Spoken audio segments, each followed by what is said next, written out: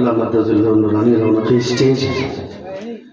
चेहरा देखिए, चेहरे की रंगत बताती है कि फातिमा का खून है। जोर से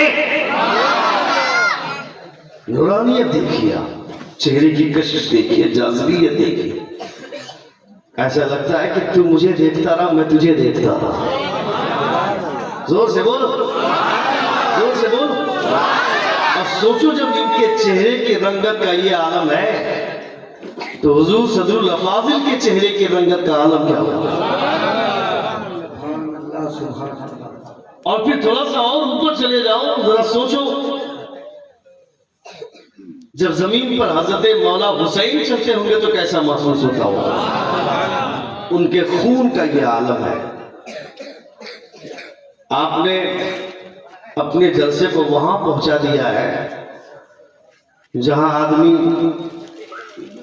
पहुंचाने के लिए बड़ी मेहनतें करता है, मशक्कतें करता है।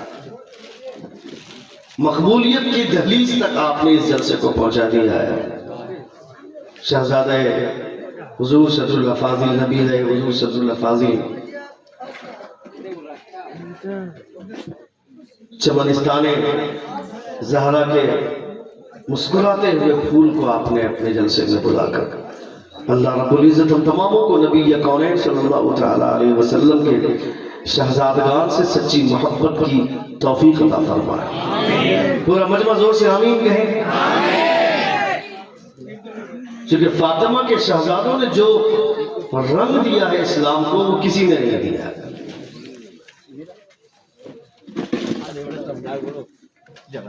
अपने बच्चों को बताएं कि फातिमा कौन थी, अपनी बेटियों को बताएं, ताकि आपकी बेटी एक महीना का रोजा रखने के बाद जाकर के रोजा मकरू न करे। वो बाजार जाकर ड्रामा करती है, जाकर एक महीना रोजा रखने के बाद, साहब एक महीने का रोजा रखने के बाद बाजार जाती है, बोलती करीना का प्लाजो चाहिए। कौन है करीना? तेरी माँ है। Don't love, I am not here for love. कौन है करीना? एक महीने का रोजा रखी और रोजा रखने के बाद जाकर करीना करीना चिल्लाती है। शर्म नहीं आती है? तुझे कहना चाहिए था अपने बाप से, अब्बा हुजूर मुस्तफा कहते दुनिया की सबसे अच्छी जगह मस्जिद और दुनिया की सबसे बुरी जगह बाजार। दुनिया की सबसे अच्छी जगह मस्जिद, जब वहां जाने की इजाजत नहीं है तो मैं बाजार किस मुंह से जाऊंगी? इसलिए मैं बाजार नहीं जाऊंगी। आप जाइए और मुझे करीना का प्लाजो या घराना नहीं चाहिए। मुझे वो लिबास ला कर दीजिए जो नबी की बेटी फातिमा पैदा करती थी।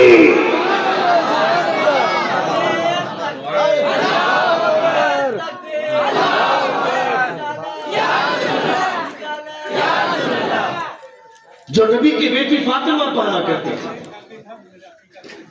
हजरत फातिमा ज़हरा रज़ियल्लाहु तआला अन्हा की जुल्फों को कभी सूरज में नहीं देखा, चांद में नहीं देखा, आसमान में नहीं देखा, और तुम्हारी बेटी की जुल्फों का रंग पूरे मोहल्ले वाले जानते हैं।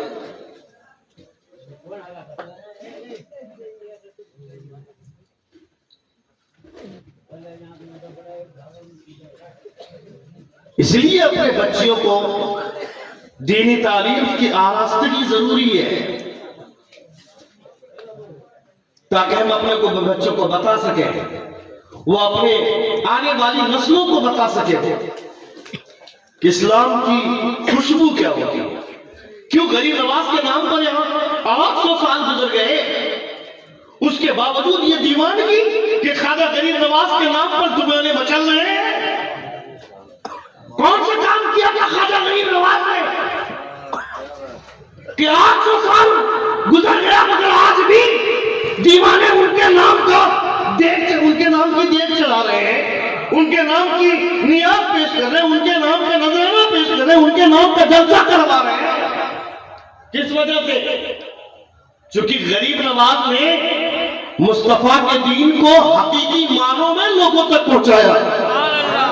एक पंडित आया, गरीब नवाज से कहा, मोइनुद्दीन तुम्हारे दिल को मैं देख रहा हूं, पूरा दिल एकदम बिल्कुल रोशनी से मुनव्वर है, बिल्कुल साफ शफाफ उजला दिल है तुम्हारा, लेकिन दिल में एक काला सा दाग मेरी समझ से बाहर है। क्योंकि तपस्या करने के बाद कभी कभी गैर मुस्लिमों के लिए भी कुछ दरवाजे पर्दे वाले खुल जाते हैं। आलम जबरूत, वो जो आलम है तसव्वुफ की दुनिया जो होती है, तो वो पर्दे नहीं खुलते उनके लिए जो अल्लाह रब्बुल इज्जत औलिया अल्लाह के लिए खोलता है, लेकिन कुछ हिजाब उसके लिए उठाए जाते हैं। वो कहता मोइनुद्दीन मैं तुम्हारे दिल को देख रहा हूं बिल्कुल साफ और शफाफ, मगर बीच में काला दाग मेरी समझ में तमीज कहीं का। पूछ लूंगा भी वजू में फराइज कितने हैं तो नानी मर जाएगी, गुस्ल में कितने फराइज हैं तो नहीं बता पाएगा। पूछ लूंगा नमाज पढ़ने नमाज में कितने सजदे हैं, 2 रकअत वाली नमाज में कितने सजदे हैं तो नहीं बता पाएगा। देवबंदी को बुरा भला बोलते हैं, मगर देवबंदी का बच्चा बेटा मस्जिद से नमाज पढ़ के निकलता है, बोलता इमाम साहब ने बताया गुस्ल के 3 फराइज हैं। और सुन्नी के लड़का जुमे की नमाज पढ़ के निकलता है, बोलता है मोहम्मद शामी ने 4 विकेट ले लिया है। तेरा बाप है? कौन है मोहम्मद का? कौन है जहीर खान? कौन है शामी? ये तुम्हारा नाम भी नहीं जानते, मगर मदीने में जो सुल्तान आराम कर रहे हैं 24 घंटे मुस्तफा तुम्हें याद करते हैं। तुम्हें तो हुजूर को याद करना चाहिए था, मस्जिद के अंदर भी मस्जिद के बाहर। और बैठे हो जलसे में 5 मिनट 10 मिनट तकलीफ हुई नहीं, उठ करके जा रहे हैं। सुने बैठे के रसूल दीवकार सल्लल्लाहु अलैहि वसल्लम की बात। ख्वाजा गरीब नवाज से कहा कि मैं देख रहा हूं तुम्हारा दिल बिल्कुल साफ और शफाफ है, मगर बीच में काला दाग मेरी समझ से बाहर है। गरीब नवाज की बात है ना, जोर से बोलिए ना।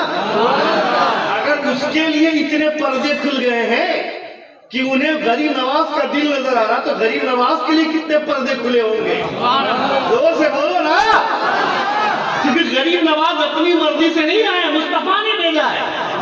और मोइनुद्दीन कहकर नहीं भेजा है, सुल्तानुल हिंद कहकर भेजा है हुजूर ने। गरीब नवाज कहते हैं अपने गरीब नवाज मस्जिद नबी के सामने में खादिमे मदीना अंदर से बाहर आता है, बोलता तुम्हें मोइनुद्दीन कौन है? मोइनुद्दीन का मतलब होता है दीन के मददगार। जितने मुहद्दिसीन खड़े हो जाते हैं। खादिमे मदीना फिर अंदर गया, थोड़ी देर के बाद फिर बाहर आया, कहा इतने मोइनुद्दीन नहीं, एक मोइनुद्दीन जो संदर से आया। से एक दुबला पतला नौजवान खड़ा हुआ, कहता मैं संदर से आया हूं, मैं मोइनुद्दीन हूं। कहा तुम्हें सरकार बुला रहे हैं। ख्वाजा गरीब नवाज अंदर गए, अपने मुरीद ख्वाजा कुतुबुद्दीन बख्तियार काकी से गरीब नवाज फरमाते कुतुबुद्दीन जब मैं अंदर जा रहा था मुझे लग रहा था मैं हुजूर का रोजा करीब से देखूंगा, मगर जब मैं करीब गया अंदर गया मैंने नबी का रोजा नहीं, मैंने मुस्तफा को करीब से देखा है। जोर से वो मेरा मोइनुद्दीन है। अगर उस पंडित के लिए इतने दरवाजे खुल गए कि उसे गरीब नवाज का दिल नजर आ रहा, तो गरीब नवाज के लिए कितने पर्दे खुले होंगे? कहता है तुम्हारे दिल का वो काला दाग मेरी समझ से बाहर है। गरीब नवाज कहते अगर तुम कलमा पढ़ लो तो वो दाग अभी चला जाएगा।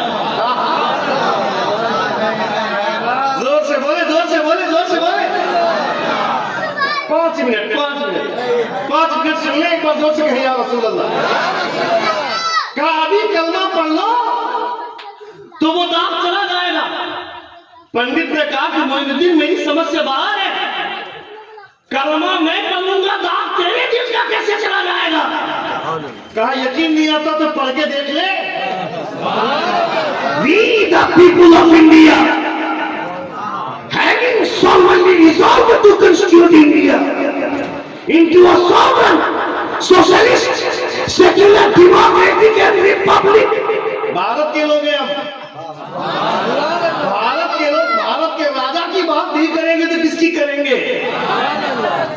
ये तो हमारा मुकद्दर है, क्योंकि वहां जाता है तो हर कोई जाता है।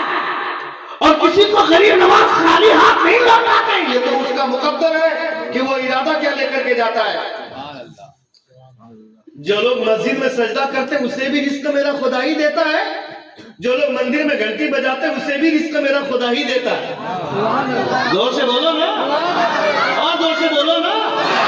तो कोई अपने मदरसे की तरक्की के लिए गरीब नवाज की बारगाह में भीख मांगता है तो उनके मदरसे को उरूज दे देते हैं। और कोई गरीब नवाज की बारगाह में जाता है, कोई और चीज मांगता है तो वो उसके मुकद्दर की बात है। मगर हम जब वहां से लव लगाते हैं इश्क़ मुस्तफा मांगते हैं। जोर से बोलिए। आप कलमा पढ़ के देख ले, कहा ये तो और समझ से बाहर है।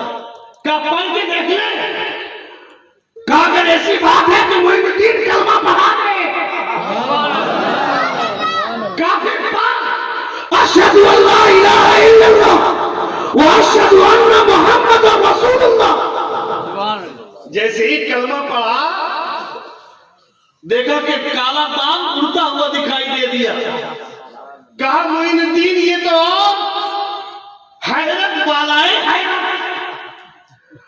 पर हैरत।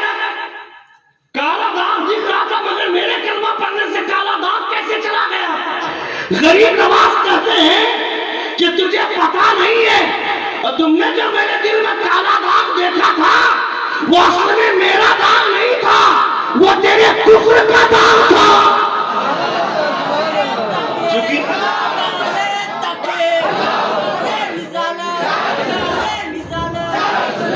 चूंकि औलिया अल्लाह तजल्लियात इलाही के आईने होते हैं, और आईने के सामने कोई जाता है तो उसके चेहरे का दाग दिखता है।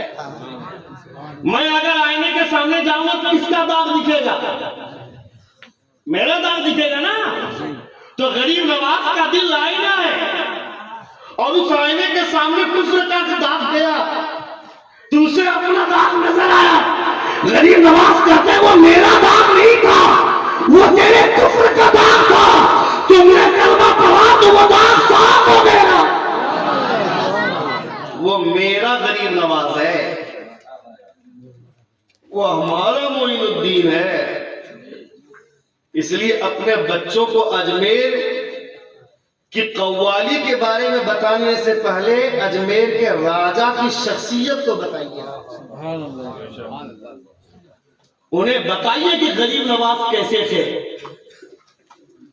जब किसी राजपूत के सामने कोई दलित गुजरता था तो मुंडी मार के जाता था। किसी ब्राह्मण के सामने से कोई दलित गुजरता था तो ऐसे नहीं गुजरता था, मुंडी मार के गुजरना पड़ता था, सैल्यूट मार के गुजरेगा। आज भी भारत का दस्तूर ये है कि दलित का जूता कोई नहीं खा सकता है, घिन समझते हैं। कई जगह पे हादसे हुए कि दलित घोड़ी पे चढ़ गया तो उसको मार दिया गया, मॉब लिंचिंग कर दी गई, यानी उसे अछूत समझते हैं। डोम, चमार, भंगी, इन जैसी शख्सियत को समाज का कीड़ा समझते हैं लोग। मगर जब गरीब नवाज आए, कल का भंगी था, चमार था, कलमा पढ़कर मुसलमान हो गया तो नमाज में वहां खड़ा हो रहा है जहां पठान खड़े हैं, वहां खड़ा हो रहा है जहां पे सैयद खड़े हैं।